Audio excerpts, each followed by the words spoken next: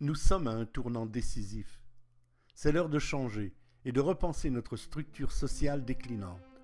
Nous avons besoin d'un nouveau modèle de société si nous voulons que l'humanité survive. Le paradigme. Le paradigme, c'est créer une nouvelle société sans travail.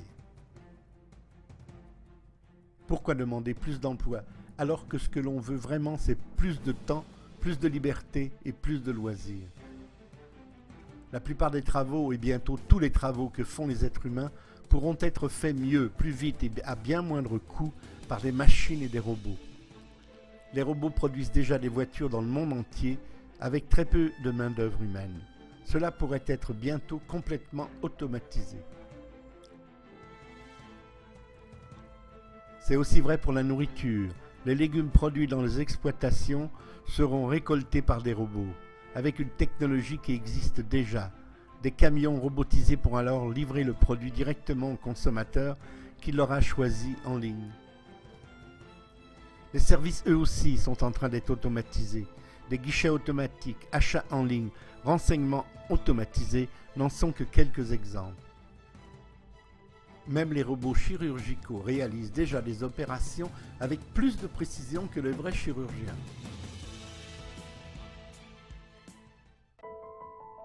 Le paradigme, c'est créer une société sans argent. Lorsque les besoins humains seront assurés par des ordinateurs et des machines et que tous les produits seront fabriqués en abondance, il n'y aura plus besoin d'argent. Il existe déjà des machines qui peuvent fabriquer n'importe quel objet de n'importe quelle forme. Aujourd'hui, ces machines pourraient fournir tout le monde en articles de nécessité ou de luxe, presque instantanément et presque sans coût. Bientôt, tout objet, d'une clé à molette à la voiture sport, pourra être fabriqué sur demande, sur place et gratuitement.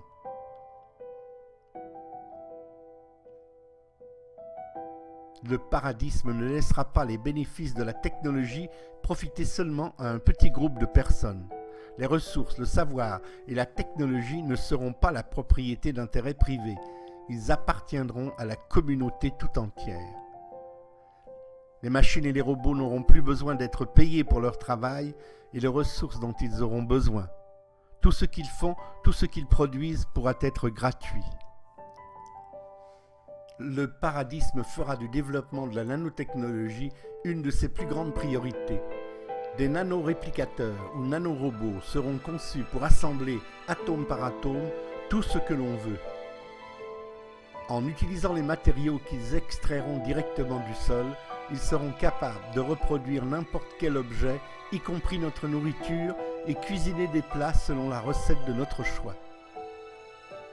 À notre demande, la nourriture sera synthétisée au goût et texture désirés. Ce sera une copie exacte, voire améliorée, de son équivalent naturel.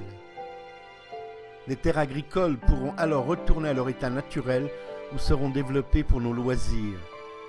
Pourquoi essayer désespérément de conserver ou de créer des emplois pour justifier un salaire à peine suffisant pour qu'une personne survive, alors que l'on pourrait donner tout le travail à une multitude de robots, programmés pour nous servir et pour nous procurer une meilleure qualité de vie.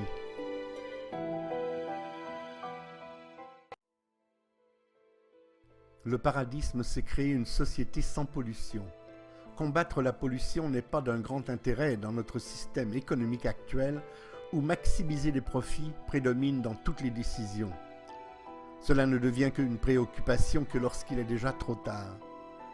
La santé et le bien-être de la population et de toute forme de vie est la plus grande, sinon la seule priorité du paradigme. Les ressources iront avant tout à la restauration de la terre pour la garder propre et agréable pour toute forme de vie. Cela implique une immédiate, unilatérale et complète démilitarisation, conduisant au démantèlement et à l'interdiction de toutes les armes conçues pour tuer ou blesser des êtres humains. Pour atteindre l'équilibre écologique, le paradigme aura besoin de contrôler strictement la croissance de la population et la maintenir à un niveau où nos ressources et notre technologie pourront garantir le bien-être de tous, y compris ceux des futures générations. Pour éviter de vivre sur des montagnes de déchets, tout devra être recyclable et à terme biodégradable.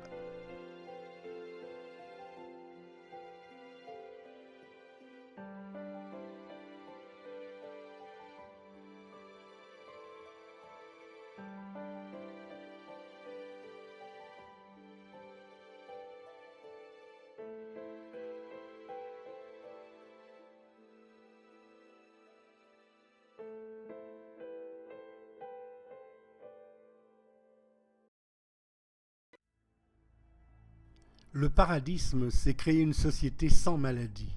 Tout le monde devrait pouvoir recevoir les meilleurs traitements médicaux disponibles gratuitement. Chaque vie est tout aussi précieuse qu'une autre. Tous ceux qui poursuivront des recherches scientifiques le feront par hobby et non comme un travail. Ils seront motivés par leur propre passion ou par leur désir de contribuer à l'humanité et à l'amélioration de la société.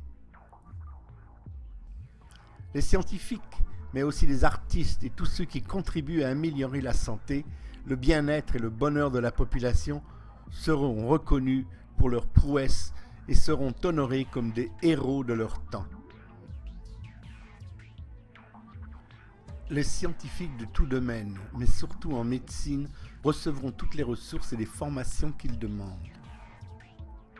Toutes les dernières découvertes en médicaments ou traitements seront mises à la disposition de tous gratuitement.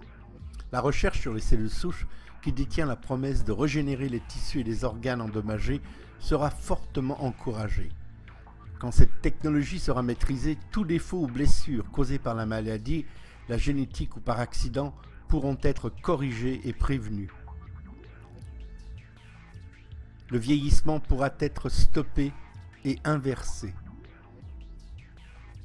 Et lorsque nous serons capables de vaincre la mort scientifiquement,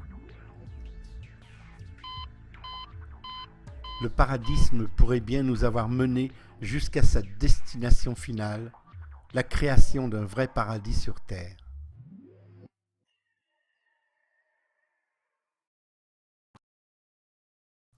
Le paradisme, c'est créer une société sans gouvernement. Les systèmes monétaires et politiques arrivent en fin de course et s'effondrent tous les deux en même temps. Cela conduira à la création d'une monnaie planétaire et d'un gouvernement mondial.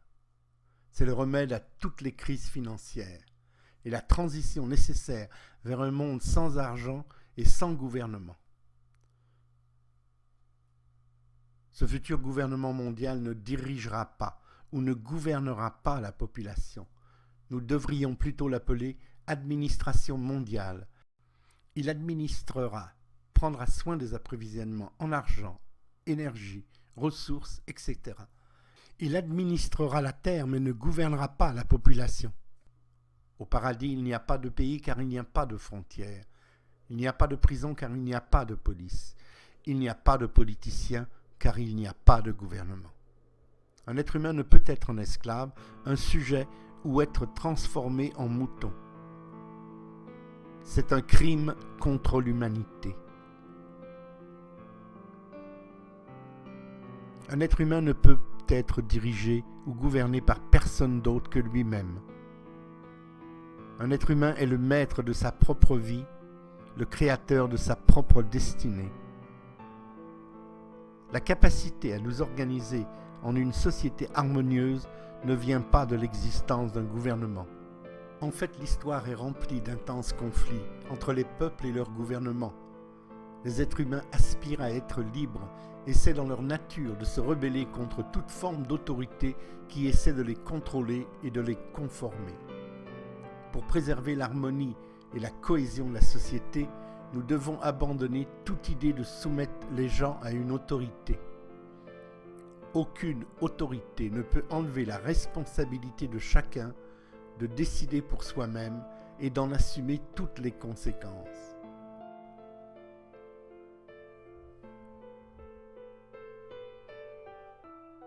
De grandes sociétés dans le règne animal fonctionnent parfaitement sans aucun gouvernement.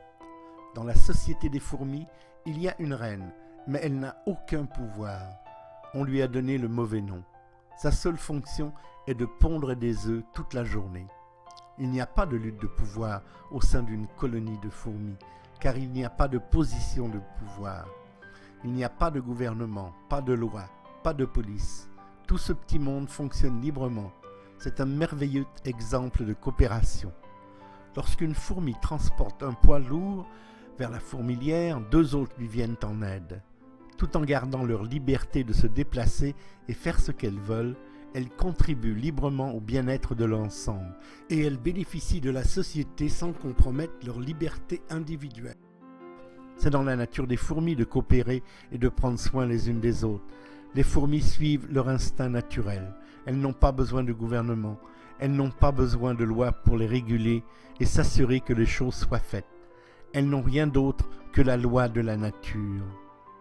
La loi qui est établie par la nature et qui régit la vie de tous les êtres vivants.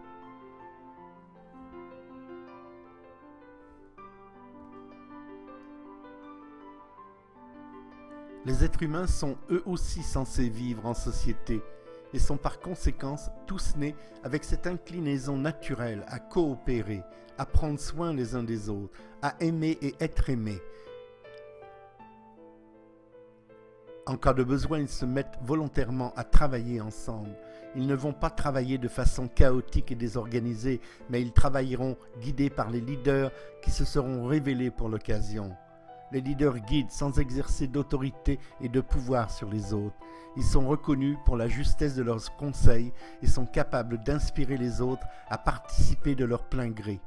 Chaque fois qu'il y a un gouvernement ou une autorité en charge, ils ont besoin d'affirmer leur autorité sur les autres pour faire respecter leurs décisions et par conséquent, ils s'efforceront toujours de conformer les gens en moutons obéissants. Un gouvernement a besoin d'une structure pour asseoir son pouvoir, d'une armée, d'une police, car il ne peut pas fonctionner sans s'imposer par la force. Et il va faire de plus en plus de lois pour exercer toujours plus de contrôle sur le peuple. Dans la société paradiste, il y a des dirigeants, mais pas de pouvoir, parce qu'il n'y a rien à imposer par la force. Tout se fait de façon volontaire. Chaque fois qu'il y a une autorité et un pouvoir, il y a de la friction et de la résistance. Cela déresponsabilise les gens et les empêche de fonctionner selon la loi naturelle. En conséquence, cela crée plus de chaos en perturbant l'ordre naturel qui se serait établi.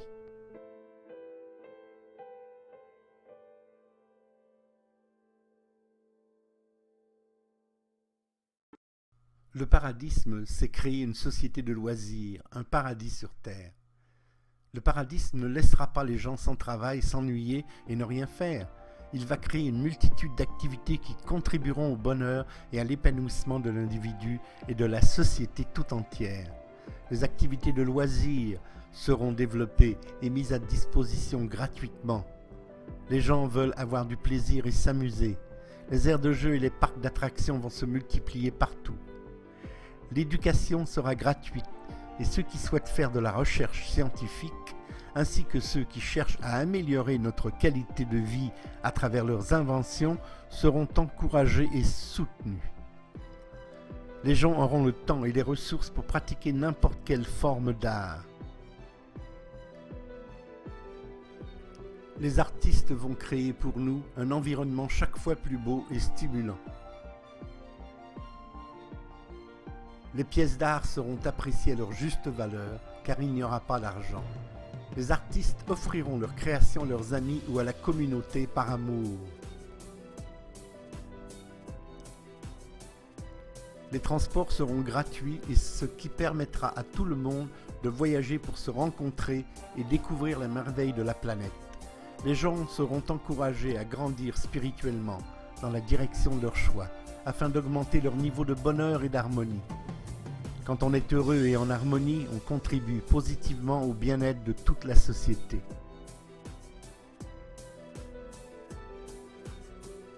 Les gens vont passer leur temps à faire ce qu'ils aiment le plus, créer des liens avec d'autres, danser, faire la fête et faire l'amour, en accord avec la loi naturelle. Dans la sexualité comme dans tous les autres domaines, rien ne sera imposé. Personne n'aura à se conformer à des règles de conduite ou des comportements. à condition de respecter la liberté et les choix des autres. Chacun pourra exprimer librement son potentiel et son individualité et vivre sa vie comme il ou elle le souhaite. Les forces qui nous poussent à nous libérer et à créer un paradis sur terre ne peuvent être arrêtées. Elles sont profondément enracinées dans notre inconscient collectif. Notre progrès technologique nous y conduit depuis le début. Le paradis est inévitable. Ne le retardons pas en essayant de réparer un système dépassé. Le moment est venu d'adopter le paradisme comme notre nouveau modèle de société.